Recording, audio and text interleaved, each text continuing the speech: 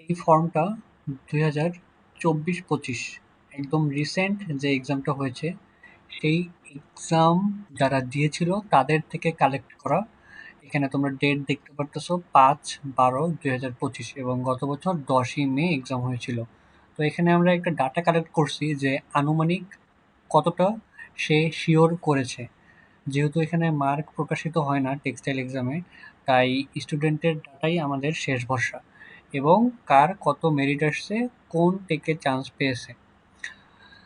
এখানে সবার প্রথমে যে ডাটাটা আছে যে ও 70+ দাগিয়েছে, 70+- ভুলও হইতে পারে, কমও হইতে পারে, এবং তার মেরিট আসছে 40 মানে সিটেক।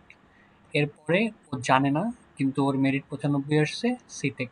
তার মানে কি, এ যদি 70টা জায়গায় 40তম হয়, এ হয়েছে 95তম। তার মানে কি এর মার্ক একটু হইলেও কম আছে, হয়তো 2-1 মার্ক কম আছে, 69 বা 68 এই টাইপ কিছু হবে। আবার এ দেখাইছে 67+- কিন্তু মেরিট এসেছে 1625।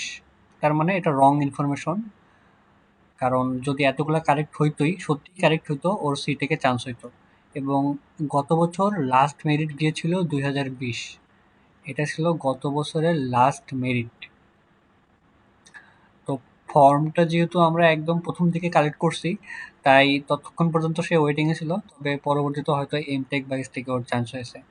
এরপরে 55+ দেখাইছে, এর মেরিট আসে নাই, চান্স হয় নাই। তার মানে কি 55টা দেখাইলে হবে না, 57টা দেখায় 1269 এসছে। এখন এগুলো কিন্তু আনুমানিক, এখানে কিন্তু আমাদের একটা কথা লেখা আছে যে আনুমানিক, এর বেশিও হইতে পারে, কমও হইতে পারে। তো এটা রিলায়েবল ডাটা যে 57টা টাকায় 1259 উনসত্তরতম হয়েছে। তাহলে যে 55টা দেখাইলো এর নিশ্চয়ই আরো ভুল হয়েছে, 52 বা 50টা এর হয়তো কারেক্ট হয়েছিল, তাই চান্স হয়নি। আচ্ছা, এরপরে 55 অথবা 60টা কারেক্ট করছে, করে হয়েছে কত, 519তম। তার মানে এর হয়তো 60 প্লাস সঠিক হয়েছিল, নয়তো এত ভালো মেরিট 60 মার্কে আসলে আসতেও পারে। তো দেখতেছো কি ব্যাপারটা, যে 70 টাকায় সি থেকে আসে, 70টা জায়গায় সি থেকে 40তম হয়েছে, এবং 60 মার্ক জায়গায় ধরে নিলাম এর ইনফোটা সঠিক, 60 মার্ক জায়গায় 519তম হয়েছে। মার্কেট ডিস্টেন্স কিন্তু 10, কিন্তু পজিশনের ডিস্টেন্স দেখো প্রায় 450। তো শেষের দিকের ব্যাপারগুলো এরকমই হয় যে এই যে এখানে একটা ডাটা দেখাই যে এ 60টা শিওর করছে, 60টা শিওর করে 1353 হয়েছে, এবং এ 60 থেকে 62টা শিওর করছে, করে 1078তম হয়েছে। আল্লাহ, আচ্ছা ধরলাম এ না হয় 62টাই শিওর করছে, তাহলে এর পজিশন হচ্ছে 1078, আর এর 60 মার্ক, 60টা দেখাইছে, এর পজিশন হচ্ছে 1353। দেখো মার্কের ডিফারেন্স কিন্তু 2, মার্ক ডিফারেন্স 2, কিন্তু পজিশন পজিশন ডিফারেন্স প্রায় 300। তার মানে কি বুঝতেছো, শেষের দিকে যখন মার্কটা থাকে তোমার 60, 61 বা 62, তখন এই কয়েক মার্কের জন্যই পজিশন 50 বা 100 পিছাইতে পারে। এবং এই কয়েক মার্ক কিভাবে ভুল হবে, এটা হচ্ছে তোমার পাড়া প্রশ্ন, যেটা আমি বারবার বলতেছি যে পাড়া প্রশ্ন ভুল করা যাবে না, সহজ প্রশ্ন ভুল করা যাবে না। সবাই যেটা পারে তোমাকেও সেটা পারতে হবে। আচ্ছা, এগুলো একটু মুছে দিই, অনেক হিজিবিজি লেখা হয়ে গেছে। কথা ওইটাই, তুমি কম দাগাও, তবে যাই দাগাও শিওর দাগাও। আবার এতটাও কম দাগানো যাবে না যে তুমি 50টা দাগাইলা। তোমাকে প্রশ্ন দেখে বুঝতে হবে যে এই প্রশ্নটা কিরকম, কিরকমের চান্স হইতে পারে। মোটামুটি 60 বা 65টা দাগালে আশা করা যায় চান্স হবে, বাকিটা আল্লাহ ভরসা। তো সবাই সবার মতো করে পড়াশোনা করো।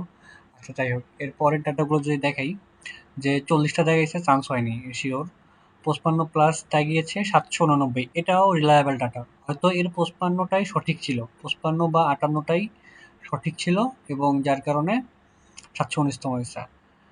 এই হচ্ছে কি মিলাই নাই, তবে 70টা দেখাইছি, তার মানে 70টা দেখাইছে, 70টা কিন্তু শিওর না। যাই হোক, এরপরে আছে 71টা দেখাইছে।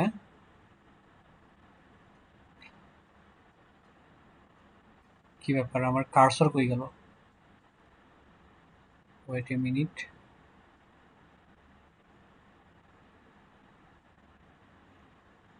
ওকে, এরপরে কি ৭১টা দেখাইছে, ৭১টা এই যে আবার ৭১টা দেখায় ও কিন্তু ৩৫তম হইছে। তার মানে এটাও বলা যায় রিলায়েবল ডাটা। এবং এরপরেই ৭৮ প্লাস শিওর করে ৫ম হইছে। তার মানে কি তোমার ৭০ থেকে ৮০টা যদি তুমি কারেক্ট করতে পারো তোমার সিটেকে চান্স হবে ইনশাল্লাহ, এতটুকু বলাই যায়।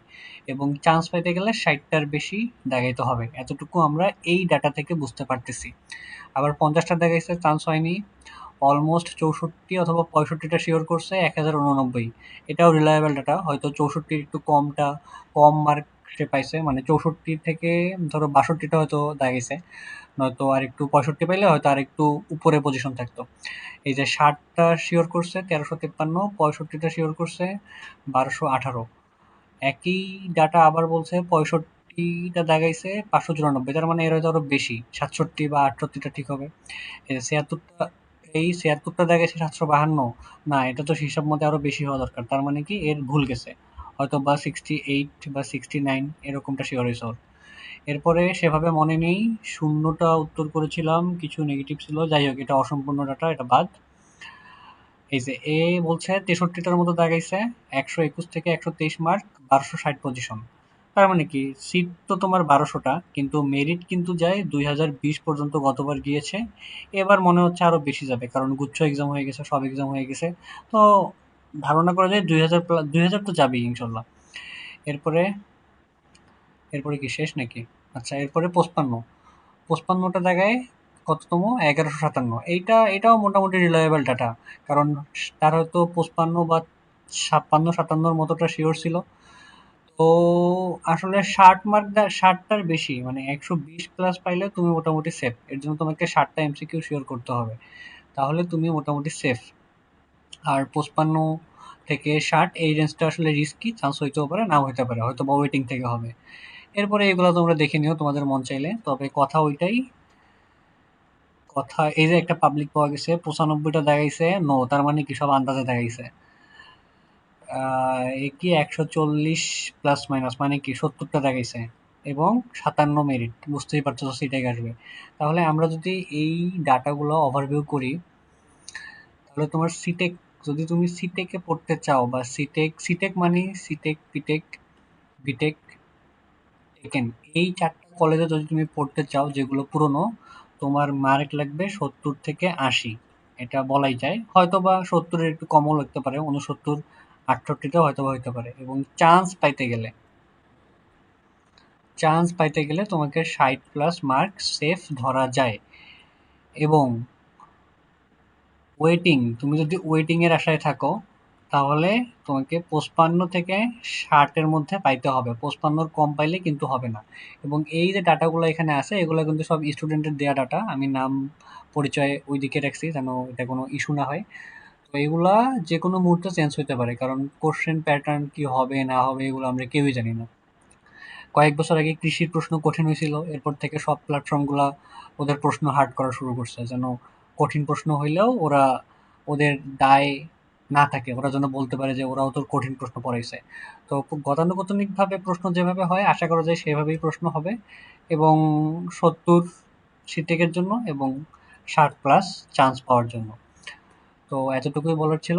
এবং কথা একটাই যে নেগেটিভ মার্ক পাওয়া যাবে না, তুমি কম দাগাও, ৫৫টা দাগাও, ৫৮টা দাগাও, তবে যেন নেগেটিভ না থাকে। সবার জন্য শুভকামনা, সবাই ভালো মতো পরীক্ষা দাও। আল্লাহ হাফেজ।